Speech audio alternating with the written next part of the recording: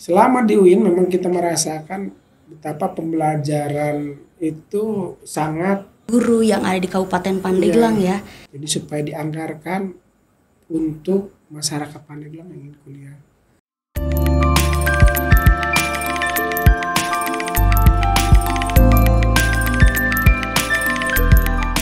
Assalamualaikum warahmatullahi wabarakatuh. Halo generasi Hasanuddin Muda, kembali lagi di podcast Sikap, Sarana Informasi Kampus UIN Sultan Maulana Hasanuddin Banten. Bersama saya, Hastri Amalda yang akan memandu podcast kali ini. Pada podcast kali ini kita akan membahas tantangan-tantangan yang dihadapi dunia pendidikan di Kabupaten Pandeglang serta mencari solusi terbaik melalui kebijakan yang diusung oleh DPRD Kabupaten Pandeglang. Dan pada podcast kali ini kami telah kedatangan narasumber yang sangat luar biasa, yakni Bapak Haji Tubagus Agus Khotibul Umam MPD selaku Ketua DPRD Kabupaten Pandeglang. Assalamualaikum Bapak. Waalaikumsalam warahmatullahi wabarakatuh. Apa kabar Bapak? Baik, alhamdulillah. Alhamdulillah. Bagaimana nih Pak perjalanannya nih dari Pandeglang jauh-jauh ke UIN Banten? Lancar Pak? Alhamdulillah lancar. Ya. Alhamdulillah. First impression ya. Ya. Bapak datang ke UIN Banten itu gimana sih Pak? Ya, menyenangkan lihat kampus bagus, Iya. indah gitu ya. Jadi UIN Banten sekarang sudah mulai beda gitu. Jadi seperti di kampus UIN lainnya ya. Jadi udah terlihat kemajuannya gitu.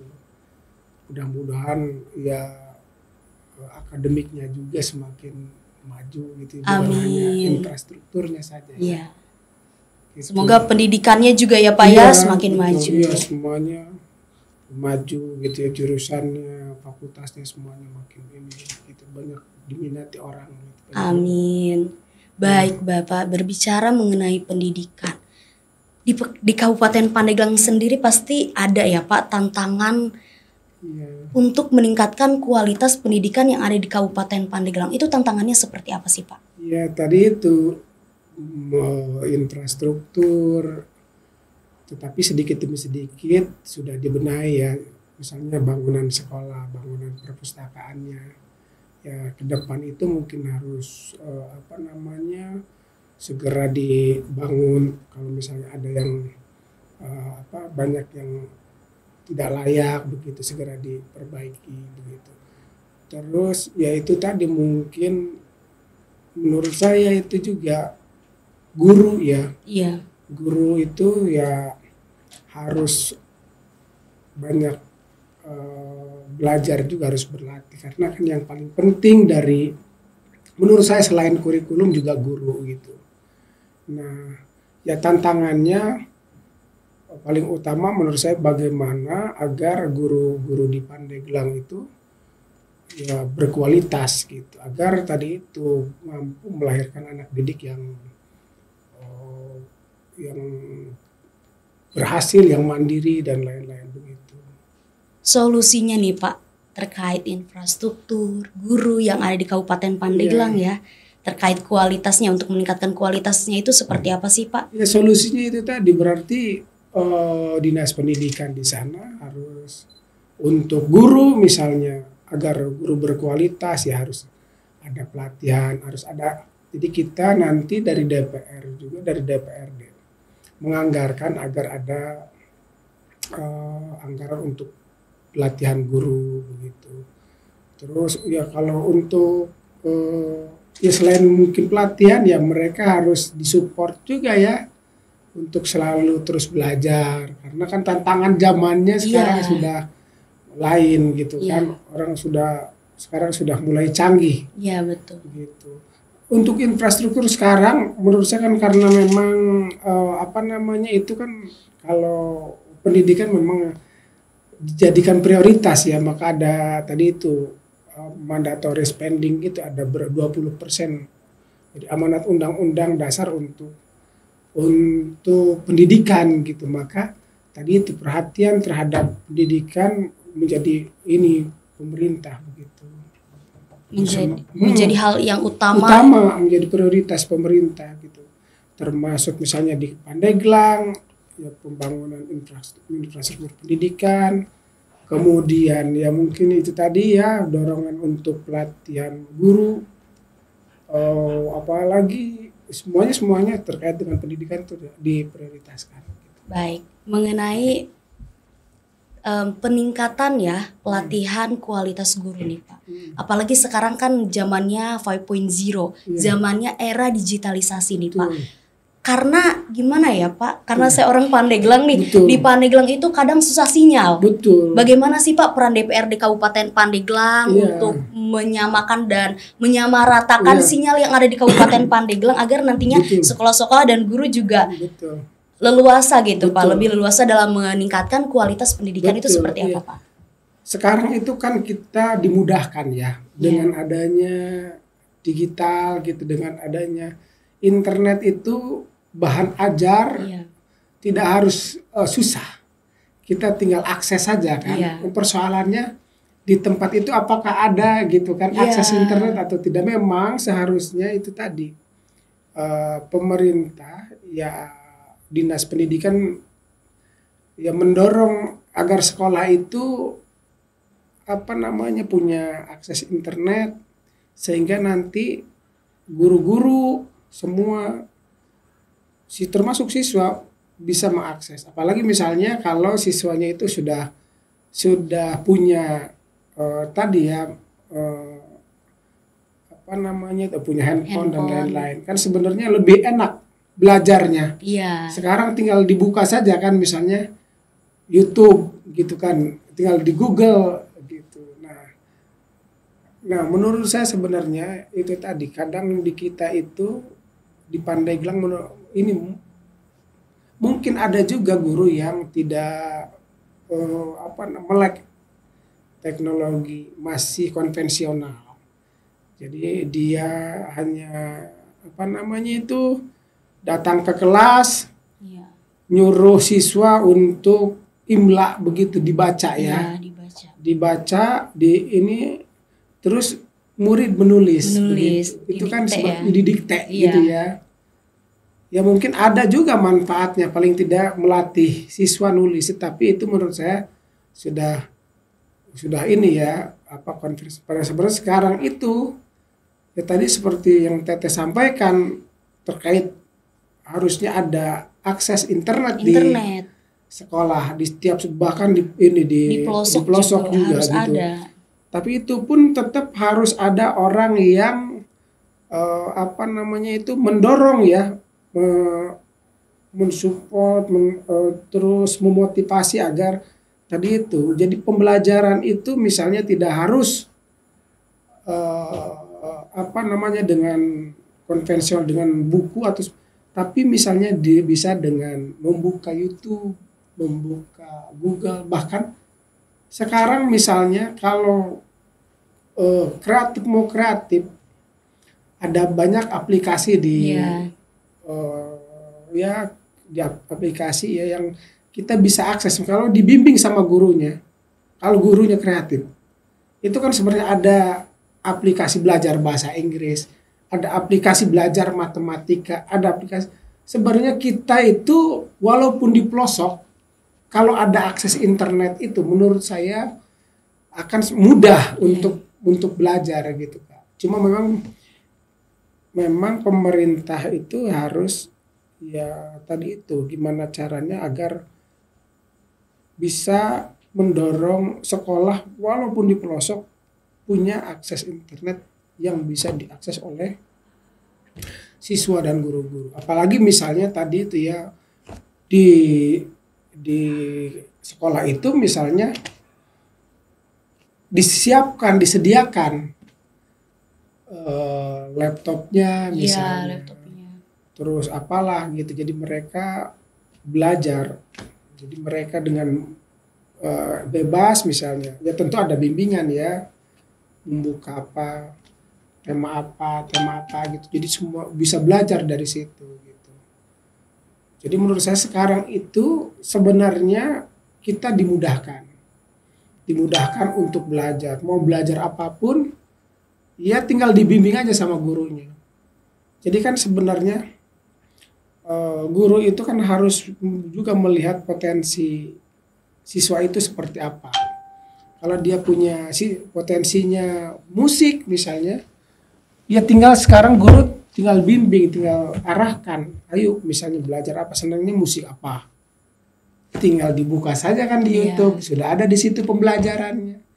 Kalau misal senang melukis seni apa, gurunya nggak usah capek, nggak usah nerangin begini tinggal diarahkan aja. Ini begini ini.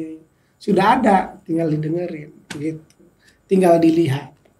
Terus misalnya mau belajar IPA misalnya kan, atau matematika, sekarang sudah ada dari matematika dasar sampai tingkat ini. Jadi sekarang menurut saya sudah dimudahkan. Cuma mungkin itu peran pemerintah itu memberikan apa namanya, mensupport agar di situ tuh ada fasilitas yang cukup bisa diakses gitu.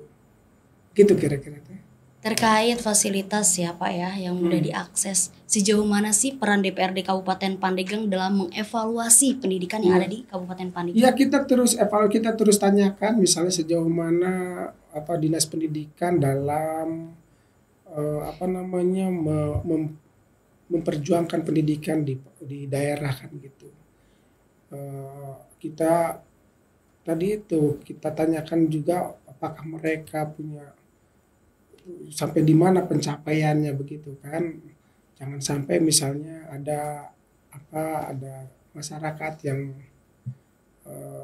tidak sekolah dan begitu kan. Terus kita juga mempertanyakan misalnya mana aja yang bangunan-bangunan sekolah yang belum lengkap dan lain-lain begitu. Kita terus dorong Dinas Pendidikan untuk untuk punya kepedulian penuh terhadap pendidikan. Jangan cuma fokus pada tadi kita ke pembangunan infrastruktur pendidikan saja, tapi harus juga kepada SDM, kepada guru-gurunya, karena ya menurut kita ya semuanya kita anggap penting gitu. Iya betul. Jadi bangunan sekolah penting, tetapi juga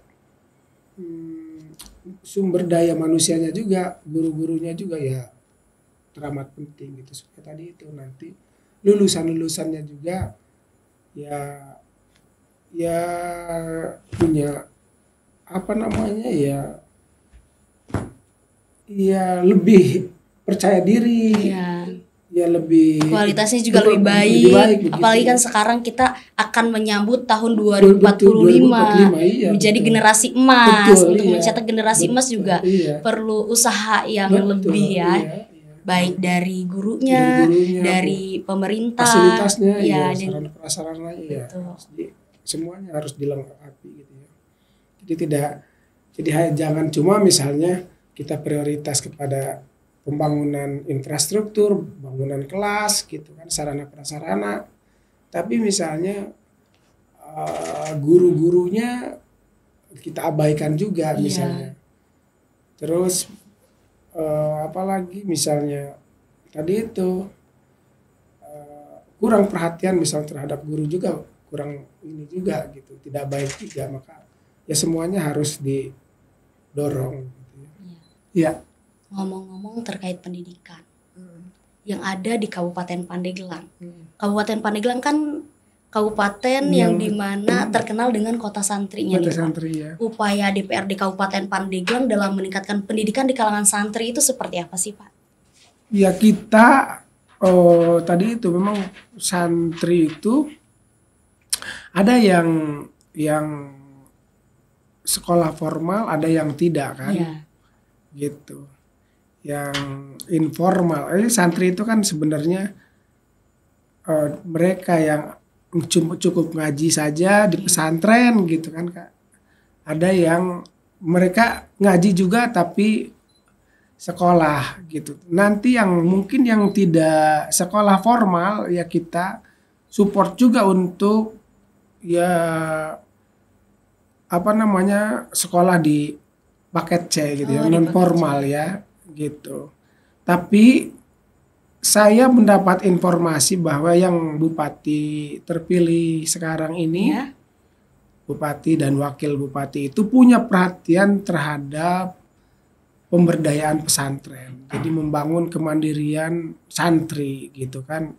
Seperti nanti ada katanya UMKM di pesantren begitu. Membangun UMKM di pesantren. Jadi melatih santri punya jiwa wirausaha. Nah, kita tahu bahwa di Pandeglang memang banyak santri ya. Tadi itu seperti saya sampaikan, ada yang dia yang sekolah gitu kan. Ada juga yang tidak sekolah. Nah, yang tidak sekolahnya yang banyaknya itu memang harus ya harus diperhatikan juga. Cuma sekarang itu tadi ya, meskipun mereka tidak sekolah formal, tetapi karena mereka mengakses internet gitu, punya handphone, ya mereka bisa banyak tahu gitu, banyak wawasan juga gitu kan. Meskipun mereka tidak punya ijazah saja, gitu. Kalau misalnya pengetahuan, menurut karena tadi itu ya, karena sekarang kan di pesantren santri walaupun tidak sekolah, tetapi mereka tadi banyak mengakses apa gitu kan. Di TikTok itu banyak apa kira-kira kan pengetahuan apa gitu kan, yang bisa diakses oleh semua orang, atau misalnya di YouTube gitu kan.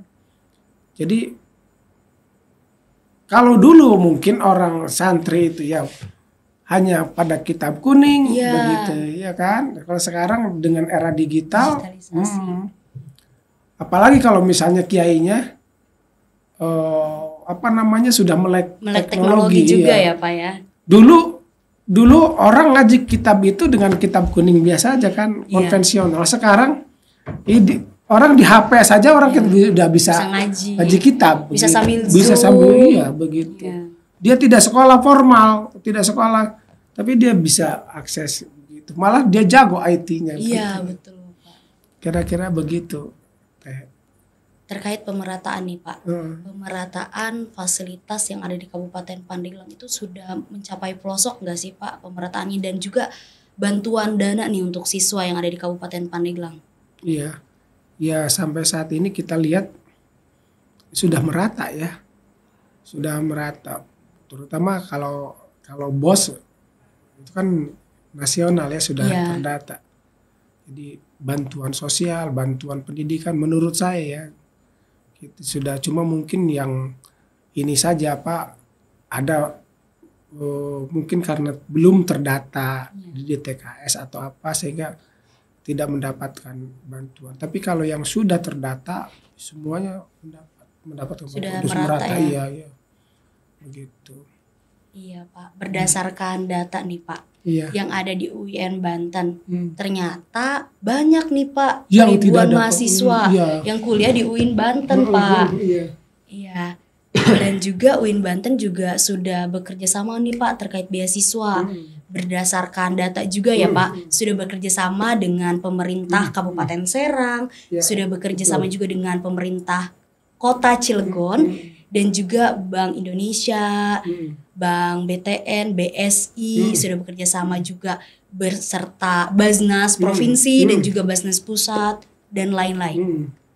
Untuk pemerintah Kabupaten Pandeglang Pak, apakah ada rencana nih Pak kita itu menyalurkan beasiswa? Kita itu udah 5 tahun yang lalu, mungkin 4 tahun yang lalu udah support, udah sampaikan ketika di Komisi 4, ketika saya masih di Komisi 4. Kita sampaikan supaya pemerintah Kabupaten Pandeglang, kita minta untuk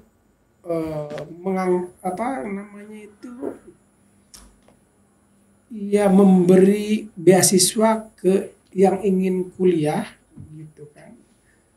Masyarakat Pandeglang yang ingin kuliah, dia tidak mampu tapi dia punya keinginan untuk kuliah, kita udah sampaikan ke Kesra, jadi supaya dianggarkan untuk masyarakat Pandeglang yang ingin kuliah. Saya nggak tahu sekarang apakah itu dijalankan atau tidak, tapi mudah-mudahan ke depan ini sampai saat ini baru dapat informasi pemerintah tuh kerjasama dengan salah satu tadi itu kayak lembaga begitu yang ini bergerak di dunia pendidikan seperti apa cendekiawan kampung atau apalah, tapi itu hanya di fokus di kampus tertentu. Nah pinginnya kita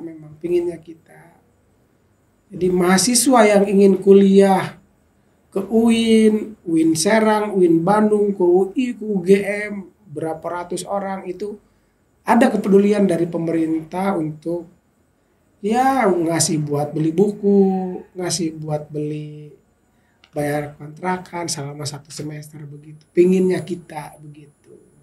Saya nggak tahu ngaturnya seperti apa. Ya itu terserahlah karena ini berdasarkan obrolan kita juga dengan teman-teman di luar kabupaten ya.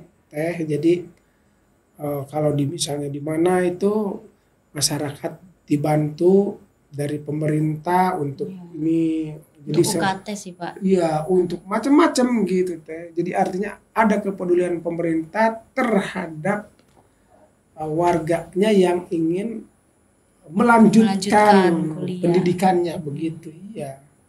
Iya misalnya berapa per semester gitu ya. Ya meskipun tidak besar tetapi ada kontribusinya untuk warga atau siapapun yang ingin melanjutkan pendidikannya gitu. Tapi itu pun mudah-mudahan ke depan tadi ya. Ya pendapatan Pandeglangnya besar ke depannya. Kalau pendapatan besar kan tadi itu kita bisa support. Mudah-mudahan lah teh kita juga sama ya karena tadi kita ada di dunia pendidikan juga. Itu harapan kita tentu pemerintah kabupaten punya kepedulian penuh terhadap pendidikan masyarakatnya karena kan itu kan sesuai dengan keinginan pemerintah pusat juga kan menyongsong 2045 kan sumber daya manusianya kan harus unggul begitu kan. Iya kita punya sumber daya alam tetapi kalau sumber daya manusianya lemah kan tidak bisa mengelola. Iya akhirnya kita manggil orang luar. Kalau unggul kan kita bisa kelola sendiri kan begitu. Dan itu memang ya harus dari kitanya kan gitu. Kitanya harus mau berkorban begitu. Oke, baiklah generasi Hasanuddin Muda tadi dari pemerintah Kabupaten Pandeglang ya, dari Ketua DPRD Kabupaten Pandeglang. Semoga nantinya ada kebijakan untuk menyalurkan beasiswa di UIN Banten. Baik Bapak, boleh Bapak berikan semangatnya dan motivasinya untuk mahasiswa UIN Banten yang orang Pandeglang nih, maksudnya orang Pandeglang nih. Khususnya untuk semuanya ya, terus belajar, jangan cuma S1, harus terus lanjut begitu. Banten ini butuh sumber daya manusia yang unggul, yang hebat, dan ke depan tantangan semakin berat, hidup semakin berat, maka kita harus punya skill. Ya paling tidak ya bahasa gitu ya, bahasa asing kita harus, sehingga ke depan lagi kita udah siap dengan tantangan yang kita hadapi gitu. Karena tadi itu perlu buat kita memiliki skill yang unggul gitu. Karena Kabupaten Pandeglang ini adalah kota santri nih Pak. Boleh Pak membuat ajakan nih, kata-kata ajakan untuk masuk UIN Banten. Oke siap. Buat masyarakat Pandeglang terutama yang lulus SMA atau aliyah supaya masuk ke UIN Banten karena sekarang UIN Banten sudah unggul, menurut saya sudah bagus, terlihat fasilitasnya juga sudah sangat lengkap begitu, jadi tidak perlu jauh, di UIN sudah menyiapkan segalanya, jadi tak perlu ke jauh ya, cukup di UIN Banten. Di UIN Banten kita bisa belajar apapun. Wah, ternyata Ketua DPRD Kabupaten Pandeglang itu pernah kuliah di UIN, alumni UIN. Iya. Boleh diceritakan Bapak di UIN-nya jurusan apa dan tahun berapa? Saya di UIN itu jurusan Pendidikan Agama Islam. Kuliah kira-kira 2000 berapa saya? Pokoknya lulus tuh 2013 kalau nggak salah. 2013. Jadi ya selama kuliah itu yang menyenangkan. Di kampus ini Bapak ikut organisasi enggak, Pak? Kebetulan kita nggak ikut organisasi, organisasi. Ya. Jadi cuma kuliah saja. Pulang gitu ya. Tapi kuliah pulang, jadi DPRD, bahkan jadi ketua DPRD Kabupaten Pandeglang. Rahasianya apa sih, Pak? Rahasianya ya tadi itu mungkin ya sudah begitu perjalanan hidupnya kali teh ya. Ya cuma saya merasa bahwa di UIN ini ya saya bisa belajar, paling tidak berinteraksi dengan teman-teman begitu kan. Iya. Sudah gitu ya saya kira-kira mendapatkan banyak pengetahuan keislaman begitu. Terus kebetulan saya kan di pendidikan agama Islam ya, jadi ada dasar lah buat saya terkait pendidikan juga gitu kan, terus terkait ya keagamaan juga begitu, sehingga itu jadi modal buat saya. Maka tadi itu ketika ditanya soal kepedulian kita terhadap pendidikan, ya karena kita kan memang tadi itu ada di situ gitu, di dunia pendidikan itu gitu kan ya, jurusannya juga pendidikan agama Islam. Gitu kan. Jadi selama di UIN memang kita merasakan betapa pembelajaran itu sangat bermanfaat besar buat kita gitu kan, banyak memberikan manfaat buat kita gitu. Selain itu Pak, kenangan dan kesan apa sih Pak yang paling membekas nih selama di UIN Banten? Iya, kenangannya banyak ya teh. Misalnya ya kita ya nongkrong. Kalau kita kan bukan di sini ya kampusnya di ya, kampus masih di kampus satu. Iya, tadi itu suka dukanya ketika kita dapat kebetulan lagi punya duit gitu kan, kita bisa nongkrong. Kalau nggak punya duit biasa gitu kan, seperti itu ya, seperti mahasiswa yang lain aja ya gitu. Cuma kita dulu sempat juga di HMI. Ikut HMI. Ya, ikut HMI, cuma tidak lama, hanya ya ikut LK begitu saja gitu, tidak aktif seperti yang lain ya.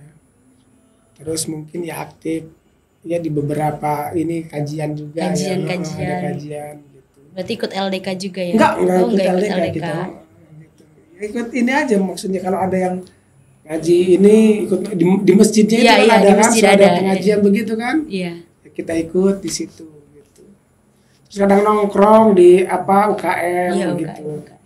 Ya, jadi paling interaksi, banyak belajar ketika ketika bersama dengan teman-teman begitu. Itu mungkin yang jadi salah satu modal politik juga buat saya. Jadi walaupun kuliah pulang tetapi sering berinteraksi, bersosialisasi bersama teman-teman, nongkrong gitar, itu juga gitu. Menjadi ini ya Pak ya, menjadi modal ya di dunia politik. Terus paling kalau kebetulan nggak ini duit, nongkrong di perpustakaan kan gitu. Perpustakaannya kan lumayan di UIN itu kan. Lumayan lengkap. Kalau sekarang mungkin lebih lengkap begitu. Iya, kan? Lebih lengkap lagi, Pak. Iya.